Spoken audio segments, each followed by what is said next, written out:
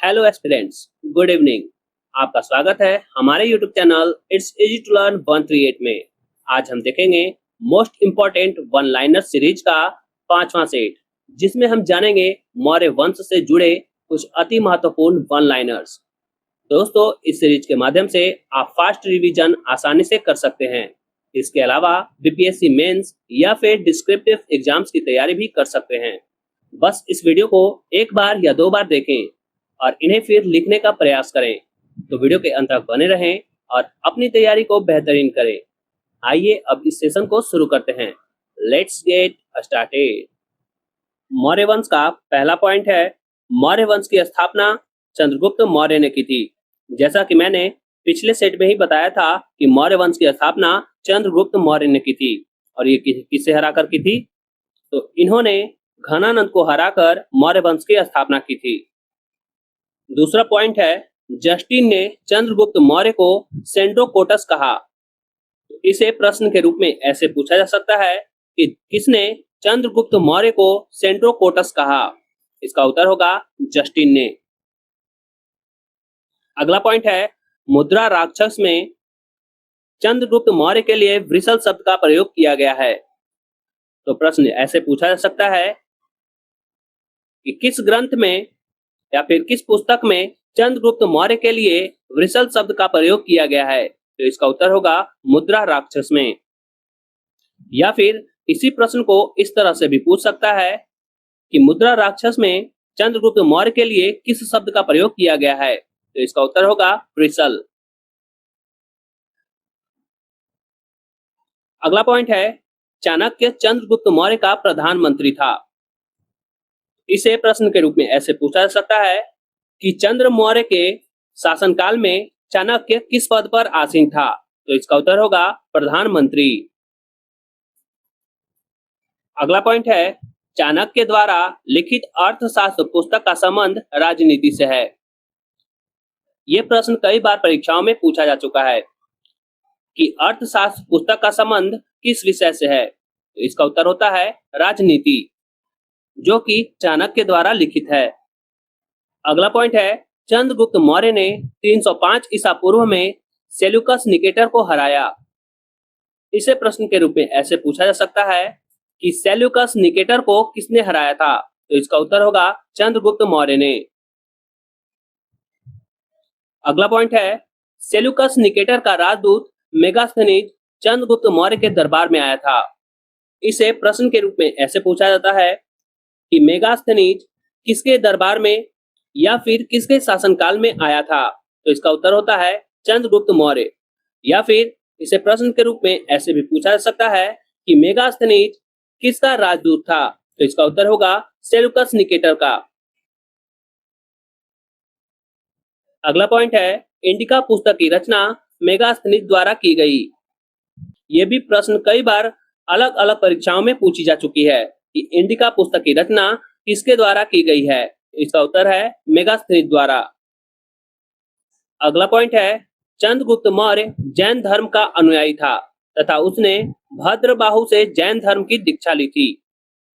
इसे प्रश्न के रूप में ऐसे पूछा जा सकता है कि चंद्रगुप्त मौर्य किस धर्म का अनुयायी था? तो इसका उत्तर होगा जैन धर्म का।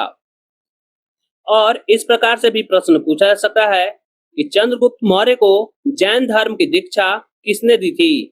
तो इसका उत्तर होगा भद्रबाहु ने। अगला पॉइंट है, चंद्रगुप्त मौर्य का उत्तराधिकारी बिंदुसार हुआ। इसे प्रश्न के रूप में ऐसे पूछा जा सकता है कि चंद्रगुप्त मौर्य के बाद मगध राज्य पर किसने शासन किया? तो इसका उत्तर होगा बिंदुसार ने। अगला पॉइंट है, इसे अमित्र घात के नाम से जाना जाता है। किसे? बिंदुसार को। इसे प्रश्न के रूप में ऐसे पूछा जा सकता है कि बिंदुसार को और किस नाम से जाना जाता है? तो इसका उत्तर होगा अमित्र घात के नाम से। या फिर प्रश्न को ऐसे भी घुमाकर पूछा जा सकता है कि अमित्र घात किसका उपनाम है? तो इसका उत्तर होगा बिंदुसार का। अगला पॉइंट है, इसे वायु पुराण में भद्रसार कहा गया है। किसे? बिंदुसार को। तो प्रश्न पूछा जाएगा कि किसे वायु पुराण में भद्रसार कहा गया है? इसका उत्तर होगा बिंदुसार को। अगला पॉइंट है, इसे जैन धर्म में श्रीसेन कहा गया है। इस पॉइंट से प्रश्न निकलता है कि श्रीसेन किसका उपनाम था। इसका उत्तर होगा बिंदुसार का।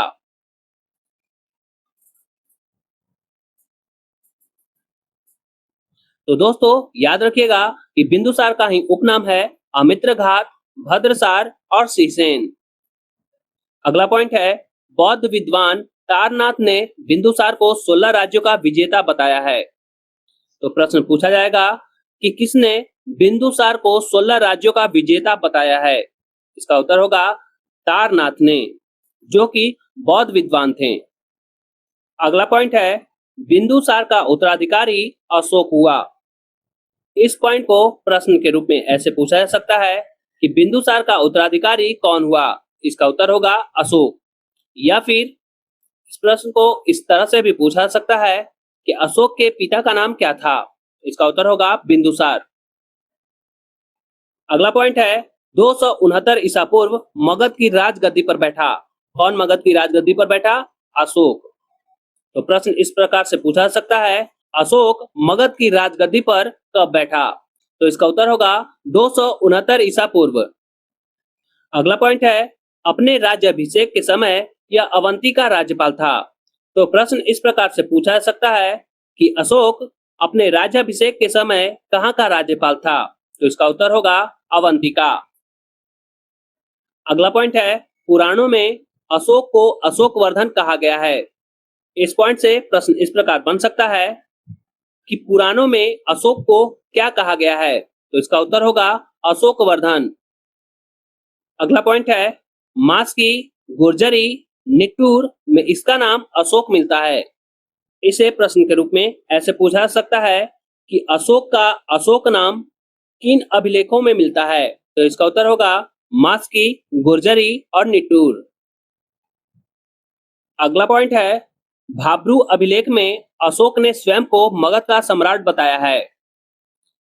तो इस पॉइंट से इस प्रकार से प्रश्न बन सकता है कि अशोक ने स्वयं को मगध का सम्राट किस अभिलेख में बताया है। तो इसका उत्तर होगा भाब्रू अभिलेख में। अगला पॉइंट है, अशोक का राज्याभिषेक के 10वें वर्ष बोध गया तथा 20वें वर्ष लुम्बिनी की यात्रा की। इसे प्रश्न के रूप में ऐसे पूछा जा सकता है कि अशोक ने राज्याभिषेक के 10वें वर्ष और 20वें वर्ष कहां कहां की यात्रा की। तो इसका उत्तर होगा क्रमशः बोध गया और लुम्बिनी। अगला पॉइंट है, इसने 261 ईसा पूर्व में कलिंग पर आक्रमण कर उसकी राजधानी तोसली पर अधिकार किया। इसे प्रश्न के रूप में ऐसे पूछा जा सकता है कि अशोक ने कलिंग पर कब आक्रमण किया था। तो इसका उत्तर होगा 261 ईसा पूर्व। साथ ही एक प्रश्न और बन सकता है कि कलिंग की राजधानी उस समय कहां थी। तो इसका उत्तर होगा तोसली।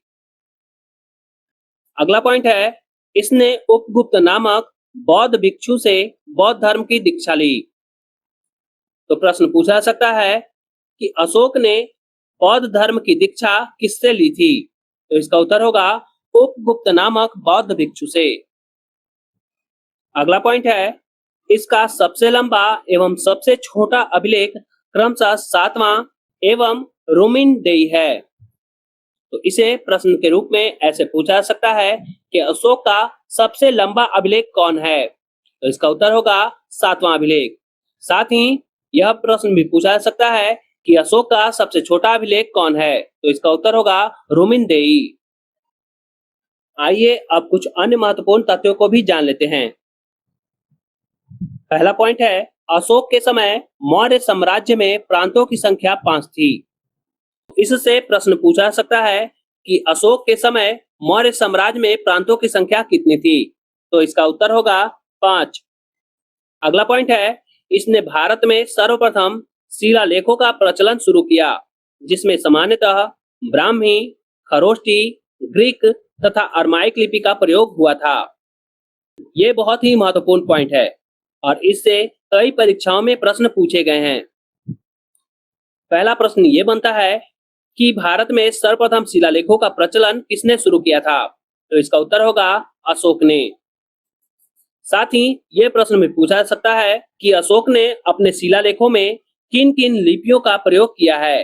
तो इसका उत्तर होगा ब्राह्मी, खरोष्टी, ग्रीक तथा अरमाइक। अगला पॉइंट है, अशोक के पहले शिलालेख में पशु बलि की निंदा की गई है।